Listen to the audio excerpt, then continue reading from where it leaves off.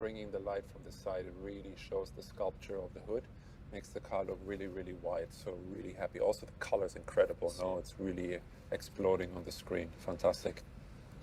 Hey guys, we are here in the studios to create some assets for our new baby, the GranTurismo, some video, photo assets. And since we have the car here, let's get up and take a look together.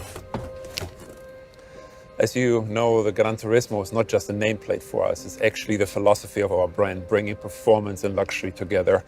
And that is really apparent in how we have designed the new GranTurismo. So let's take a closer look. Before the invention of the GranTurismo concept 75 years ago, a customer basically had to decide between a race car or a car for the road. And what the concept of GranTurismo did is brought these two worlds together. So you could track your car and then drive it home.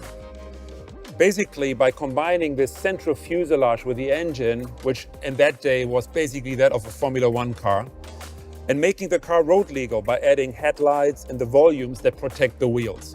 And the F1 technology is still with us today. The Nettuno engine of the GranTurismo, which comes from the MC20, is mid-car mounted and is utilizing Formula One technology. And that allows us to also, in this case, keep the center line of the car extremely low and allowing the flares, these muscles, to really stand out and create this beautiful sculpture. Now, sculpture combined with purity is extremely important for us because we're not designing cars for a 3-year lease contract. Our cars will go into your collection. They will go into a concours d'elegance, so they need to express visual longevity. And part of that pursuit of perfection is also to eliminate the cut line that we previously had here on the hood. And we're now moving over to the side to be almost invisible and creating this beautiful clamshell hood that in itself is an engineering masterpiece and belongs onto the wall of a museum to be appreciated as a sculpture.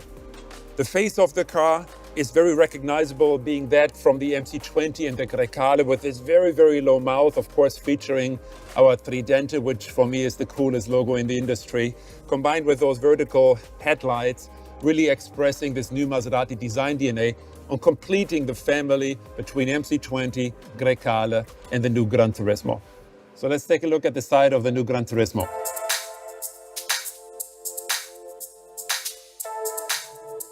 You can really appreciate the clean construction and the amazing proportion. But believe me, clean construction, clean design is the most difficult thing for a designer because there's so many things in your way. You have to consider the glass drop. You have to consider the hinges of the door. You have to consider side impact. But still, with tight collaboration with the engineering team in Modena, we're able to create this very, very pure sculpture, a very pure fuselage design of the door and the rest of the car. When it comes to the front, these beautiful muscles that are covering the massive front tires, 265/20, and the big 295 21-inch wheels. When it comes to this part, we're really applying still the human hand.